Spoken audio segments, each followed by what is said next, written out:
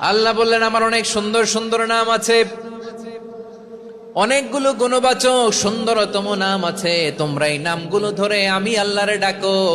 আর যারা আমি আল্লাহর নামের বিকৃতি ঘটায় তাদেরকে তোমরা বর্জন করো।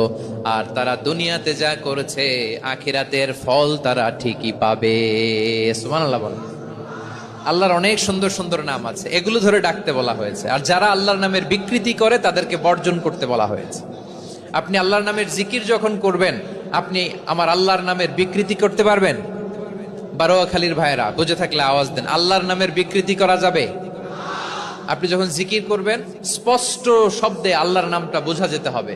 সুবহানাল্লাহ, ওয়ালহামদুলিল্লাহ, লা ইলাহা ইল্লাল্লাহ, আল্লাহু আকবার। একসাথে মিলিয়ে করেন অথবা আলাদা আলাদা করেন, অথবা শুধু আল্লাহ আল্লাহ এই নামের জিকিরও যদি করেন স্পষ্ট বোঝা যাইতে হবে। আল্লাহর নামের বিকৃতি করা যাবে, কিন্তু আল্লাহর নামের বিকৃতি করে জিকির এদেশে আছে না নাই? আছে। দেখবেন জিকিরের মধ্যে হুই হুই হুই হুই হুই এরকম করতেছে।